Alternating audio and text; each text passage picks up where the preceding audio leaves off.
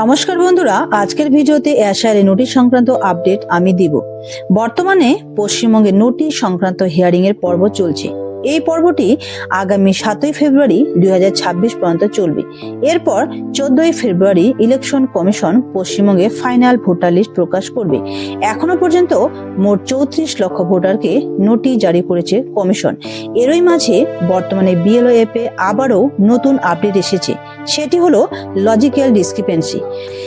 কমিশনের দেওয়া তথ্য অনুযায়ী 94 লক্ষ ভোটার লজিক্যাল ডিসক্রিপেন্সিতে রয়েছে। কি এই লজিক্যাল ডিসক্রিপেন্সি? আপনারা হয়তো ভাবছেন যে আপনারা 2002-এ আত্মীয়ের লিঙ্ক দেখেছেন, আপনার নামে হিয়ারিং নোটিশ আসবে না।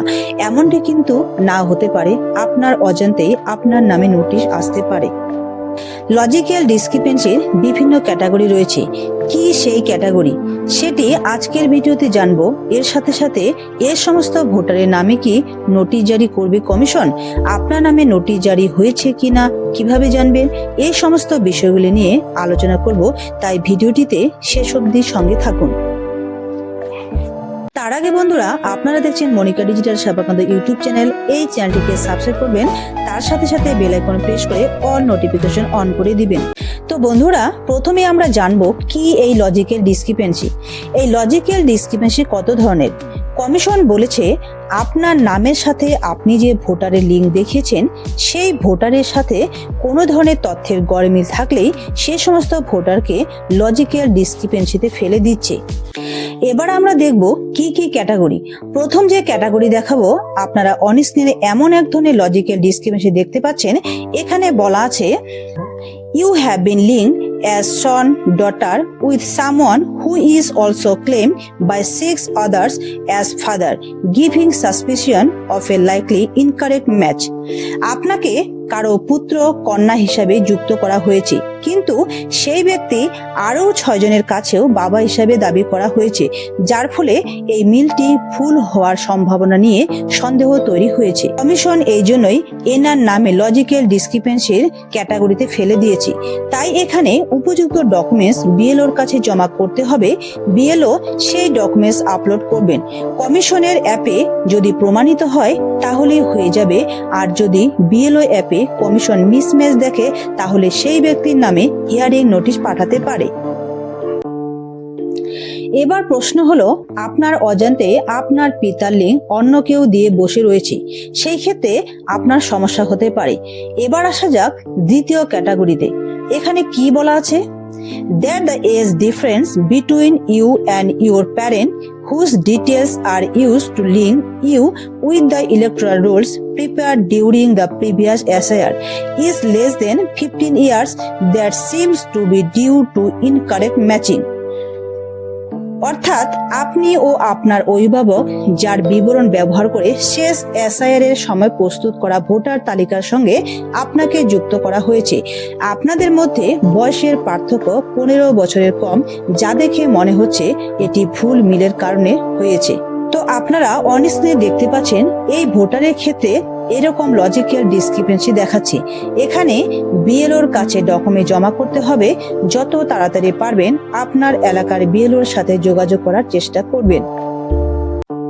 এবার দেখাবো তৃতীয় ক্যাটাগরি।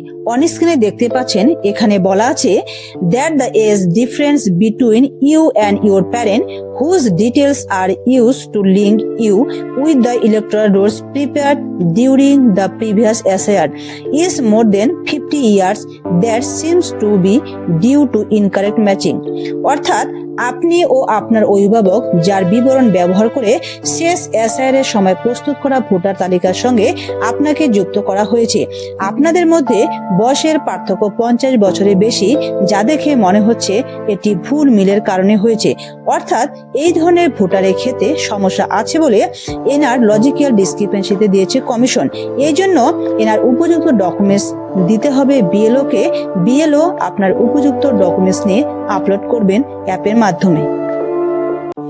এবার দেখাবো চতুর্থ ক্যাটাগরি। অন স্ক্রিনে আপনারা দেখতে পাচ্ছেন এখানে বলা আছে that the age difference between you and your grandparents whose details are used to link you with the electoral rolls prepared during the previous SIR is less than 40 years.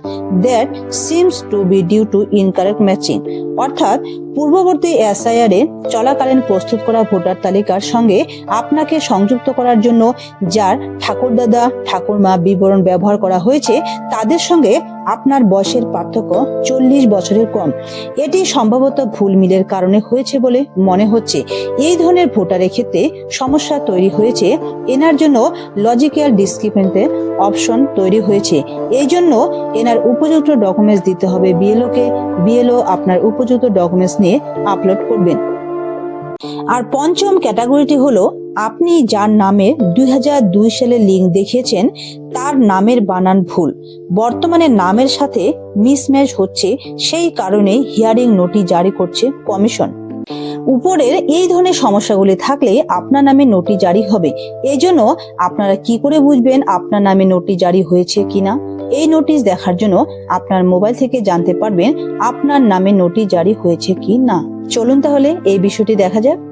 তা দেখার জন্য প্রথমে আপনি মোবাইলে গুগল ব্রাউজারে চলে আসবেন। গুগল সার্চ বারে লিখবেন voter.eci.gov.in। লেখার সঙ্গে সঙ্গে ভোটার ইসিআই এর অফিসিয়াল সাইটে চলে আসবে, সেখানে আপনাকে ক্লিক করতে হবে। ক্লিক করার সঙ্গে সঙ্গে ইলেকশন কমিশনের সাইট খুলে যাবে। অন স্ক্রিনে দেখতে পাচ্ছেন submit documents against notice issue, এখানে আপনাকে ক্লিক করতে হবে।